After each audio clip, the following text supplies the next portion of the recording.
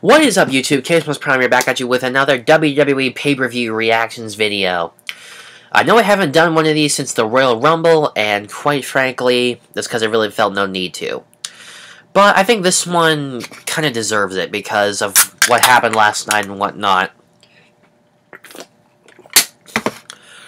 This time I'm going to be talking about the Elimination Chamber. That's right, last night was the 2015 and quite possibly the last Elimination Chamber pay-per-view event. Now I know you're thinking, why am I saying last? Well, in an interview with Stephanie McMahon on either, I think, Cage Side Seats or Ring Informer or one of these wrestling news tabloids, she said that of all the structures they have to build for matches, whether it be a steel cage, Hell in a Cell, whatever, she says that the Elimination Chamber is the most difficult. And not to mention, it's also the heaviest. The thing weighs freaking like 10 tons of steel. And it's very difficult when they go to set these things up. They have to take down the scoreboard that's already in the arena and they have to hoist it up. And honestly, I can see why. They had to do that for Hell in a Cell. They do that every year. In fact, I noticed it firsthand when I went to American Airlines Arena in Miami. They didn't have the scoreboard up, so this could be the last one because it's a very difficult thing to set up. Or if they are going to have more of them, like every match on the card would be an Elimination Chamber match. But I don't know. Either way, last night it was kind of thrown together last minute, but it was still a great match, or a good event. A lot of interesting stuff happened. I guess I'll just go down the list of everything that happened. The pre-show, I kind of missed this one. I got to the introductions of Stardust and Zack Ryder before I tuned out because I had to, go do something else around the house while I was watching that. So I missed the ending of it, but I didn't really care, Good to see that they finally bringing back Zack Ryder, but he probably won't be here very long. The first match of the night was an Elimination Chamber match, which was the New Day, the Lucha Dragons, Tyson Kidd and Cesaro, the Primetime Players, the Ascension, and Los Matadores for the tag team titles. And honestly, I agree with a couple people. I know that Grimm's Toy Show said something about this. I think a couple other people said something about this, but it definitely was a bit of a disadvantage letting all three members of the New Day compete against the other two-member teams. Definitely a disadvantage. But, I'm kind of disappointed because I was really hoping that the Lucha Dragons would win, Personally, because I like Sin Cara. My second choice probably would have been, I don't know, Los Matadores, maybe Cesaro and Tyson Kidd. But the New Day, they just don't. I'm sorry, they're just too annoying to continue. And no, the chant is not New Day Rocks. It sucks. Because you guys do suck. Nikki Bella, Paige, and Naomi. From what I have heard, the only reason that they're allowing Nikki to keep on retaining her title is because Vince McMahon is trying to shove it to AJ Lee for the longest reigning Divas title because she's married to CM Punk. And we all know what type of thing those two have right now, so yeah, he's sticking to her, basically letting Nikki outlast her title reign in the WWE, so that way, suck it. Although I was kind of hoping for Paige. Actually, you know what? I was hoping for anybody but Naomi. I would have cared if Nikki retained or if Paige won. I just didn't want Naomi to win, because I just don't think she's right for the title right now.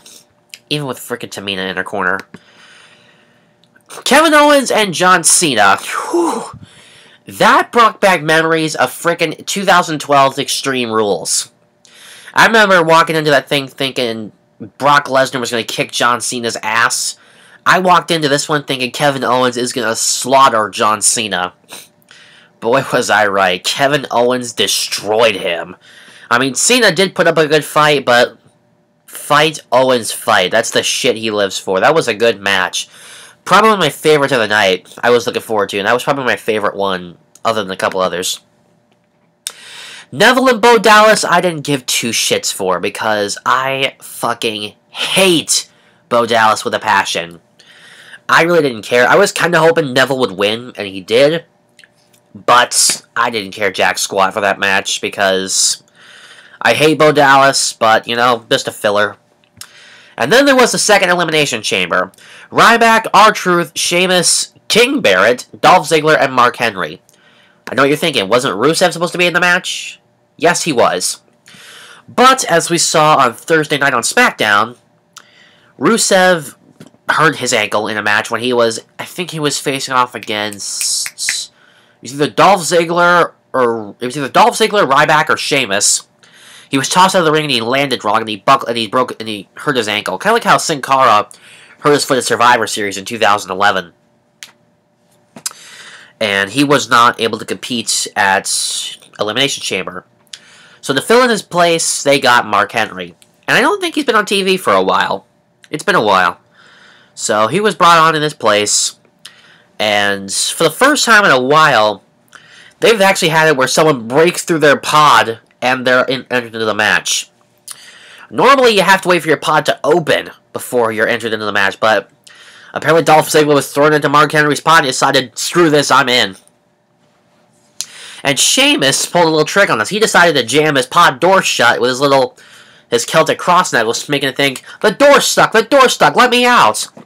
But in reality, he probably was just waiting it out, letting the others eliminate each other so he could come in and pick it off. But who was the one who finished him off? Ryback. I was actually hoping for Ryback from the start, because Dolph Ziggler held the title quite a couple times between now and then. King Barrett doesn't deserve that thing. R-Truth, he was already at WrestleMania, so give him a break. Ryback's been in the WWE for a while now, since he introduced this character of Ryback back in 2012, so I think it's time for a title run. So he wanted to be fed more, and he got more. This time he got a belt, hand delivered to him by Daniel Bryan, who was in attendance of the evening, who was on the pre-show with Miz TV saying that, I will be back. So Daniel Bryan's run in WWE is not over. We will see him again, and honestly, thank God. I miss Daniel Bryan. I really do. Then, of course, the main event, Dean Ambrose versus Seth Rollins for the title. And, of course, Seth Rollins has frickin' J&J security and Kane in his frickin' corner to frickin' screw over his opponent.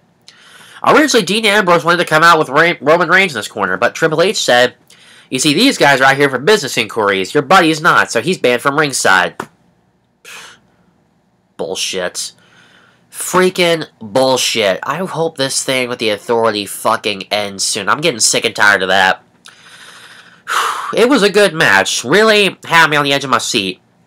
And, of course, Seth Rollins finds a way to, screw Dean Ambrose out of the title. Like, as he's about to lead off the turnbuckle, he throws the referee in front of him, so they both go down. And then Dean Ambrose hits him with dirty deeds, and then calls for another referee to pick up the pin.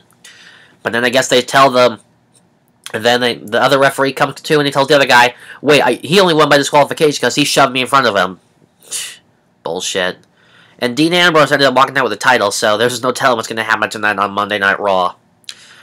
But, honestly, Seth Rollins, his title reign needs to come to an end, along with the Authority. This gimmick has been going on for a little less than, 2 years now? How about a little something different for once? How about you kick Seth Rollins to the curb and find someone new to be what's best for business, Let someone else turn heel and be like that for a while, because this is going on too frickin' long. I mean, honestly, it's getting annoying. I'm getting fucking tired of it every damn week with these people. I'm just saying it as it is. I mean, I know it's a show, but, what can I say? So that's what I thought about last night's Elimination Chamber. And I'm really looking forward to Money in the Bank. That's my personal favorite pay-per-view. So, what did you guys think about Elimination Chamber last night? Did you watch it? You gonna watch Money in the Bank next month? Are you just gonna wait till Raw tonight to find out what happened? Well, spoilers. I guess about it. Later, guys. I am out of here.